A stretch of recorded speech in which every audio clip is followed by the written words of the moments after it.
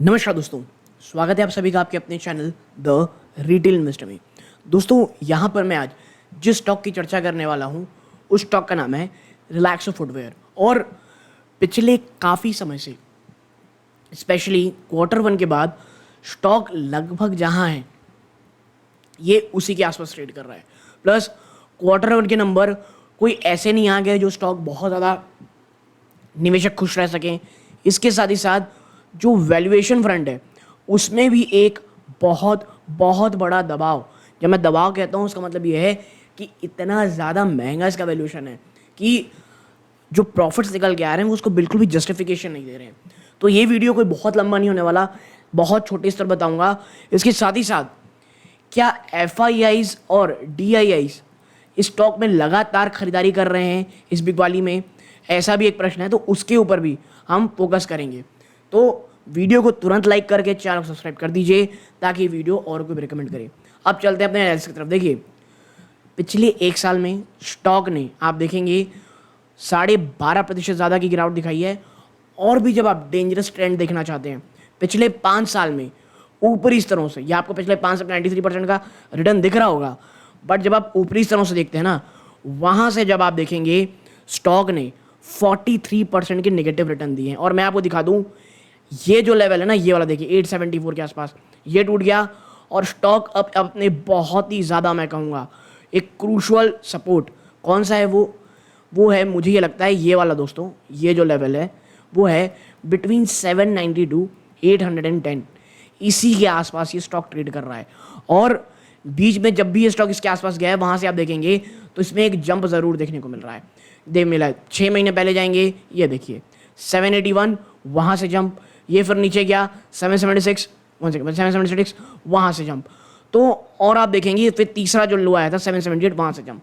तो भाई साहब पिछले 6 महीनों में 3 बार इस सपोर्ट को डिफेंड किया है, यानी 776, यानी आप कह सकते हैं 780 से लेकर के 790, जो 780 रुपीज़ है उसके आसपास का।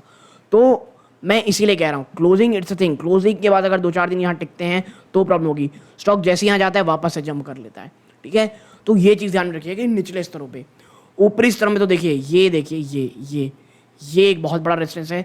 एक बार टूटता भी है तो फिर नीचे आ जाता है, फिर जाता नीचे आता है। क्योंकि अब ये जो जंप देख रहे हो ना, ये इसलिए नहीं टिक पा रहे क्योंकि जो प्रॉफिट्स आते हैं उसके बाद वो इसको जस्टिफिकेशन नहीं देते हैं, और फिर उसी प्रकार की भयानक गिरावट आप देखते हैं। ये देखिए, ये आप ऊपर गए फिर भाएँ, फिर ऊपर गए फिर उतनी बड़ी गिरावट, ये रिलैक्सो के एक इशू है। और अब निवेशक कह रहे हैं कि भाई क्या FIS DIS में निवेश कर रहे हैं वापस से। तो देखिए जो सबसे बड़ा कंसर्न मुझे लगता है, आप 108 की पी में ट्रेड कर रहे हो, ठीक है। और मैं आपको बता दूं, मैं आपको थोड़ा प्रॉफिट बताऊंगा ये कितना दे रहे हैं, ठीक है। प्राइस टू बुक वैल्यू आप देखेंगे तो 10 टाइम्स से थोड़ा सा ज़्यादा है, ठीक है। मोर देन 10 टाइम्स में आप ट्रेड कर रहे हो। डेट टू इक्विटी बहुत ही शानदार है, ठीक है। कोई प्लेज परसेंटेज नहीं है, प्रमोटर ने काफ़ी अच्छी होल्डिंग कर रखी है। पेट्रोस्की स्कोर 7 का, यानी फाइनेंशियली बहुत स्ट्रांग कंपनी है। अब बात करते हैं प्रॉब्लम कहाँ है। भाई आप 108 के पी में हो, ठीक है, आपकी वैल्यूएशन हाई है, 10.2 टाइम्स ऑफ अपनी बुक वैल्यू में हो। ये देखो आपके, मैं ज़रा प्रॉफिट दिखाता हूँ, ठीक है। और स्टैग्नेशन क्या होती है, इस क्वार्टर में 748, उससे पहले 747, उससे पहले 713, उससे पहले 714, 715 माफ कीजिएगा, फिर 739, 765। आप पिछले कई सालों से, एक आप कह सकते हैं पिछले कई सालों से आपने तो भाई साहब ग्रोथ नहीं दिखाई है। और नेट प्रॉफिट में आप देखेंगे नो डाउट इस बार आप 44 करोड़ लाए हैं, जो पिछले साल 10 साल के बेस पे तो कम ही है, क्वार्टर भी कम है, ठीक है। लेकिन याद रखिएगा इसे हमें ईयर ऑन ईयर देखना है, आप उसमें भी लगातार कम हो रहे हो। आपकी EPS इस बार 1.7 रुपीज़ आई, 1.17 ही है। आपने हाईएस्ट इसका जो लगाया है वो 2.82 रुपीज़ लगाया है, वो भी दिसंबर 2021 में। उसके बाद से आप कंसिस्टेंट डाउनफॉल में हो। तो इस प्रकार के डाउनफॉल का, जहाँ पे ग्रोथ नहीं बल्कि कहीं कहीं आपको डी ग्रोथ देखने को मिल रही है, कहाँ से जस्टिफाई करोगे आप। और अब देखिए एक जो कंसोलिडेशन फेस कर रहा है ना, वो ऐसा कुछ लग रहा है कोई खरीदारी तो हो रही है, और अगर एक आध अच्छा क्वार्टर आता है तो एक बड़ा जंप हो सकता है।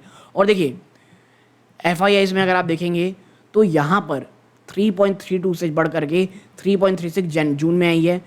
DIS की होल्डिंग 9.33 से बढ़ करके 9.54 हो गई है।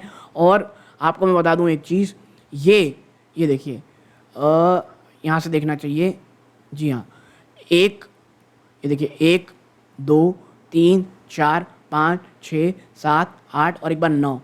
ये लगातार 9वां क्वार्टर है जहाँ पे DIAs धीरे धीरे खरीदारी कर रहे हैं स्टॉक में, ठीक है। पब्लिक की होल्डिंग बल्कि अब आप देखेंगे तो यहाँ से देखिए कम होती आपको दिखाई दे रही है, ठीक है। तो पब्लिक माल बेच रही है, FII DIs में खरीदारी कर रहे हैं। इवन प्रमोटर ने भी अपनी होल्डिंग अगर आप देखेंगे तो सितंबर 2022 से बढ़ा करके 2071.27 कर ली है, ठीक है। तो ये एक अच्छा साइन तो है, लेकिन मुझे ये लगता है कि अगर यहाँ से थोड़ी बहुत गिरावट आ जाती है, और मुझे ऐसा लगता है 780 के आसपास तो एक बड़ा सपोर्ट है ही, यहाँ पे स्टॉक आए तो एक्यूमुलेशन हो सकता है। अगर ये बिटवीन 650 to 700, और ये आप कह सकते हैं ये सपने में ही हो सकता है, बहुत कम चांसेस ऐसा हो, बट 650 का चांसेस लेकिन 700 ये आए। बट हाँ, अगर ये 750 के आसपास मिलता है दोस्तों तो ये एक अच्छा वैल्यूएशन हो सकता है। और इसके साथ ही साथ अगर आने वाले 2 साल के अंदर कोई बहुत बड़ा परिवर्तन नहीं आया in terms of profitability, in terms of sale, तो मुझे लगता है ये एक वाकई में इशू रहेगा। लेकिन कंपनी एक्सपैंड कर रही है, उसका असर जिस दिन भी आप देखेंगे रिजल्ट में आने देखने को मिलेगा, एक काफ़ी शानदार आपको रैली देखने को मिलेगी। तो मुझे लगता है इन स्तरों पे अगर आप एक हाई रिस्क टेकर हैं तो ही रिलैक्सो में कुछ भी खरीदारी करनी बनती है।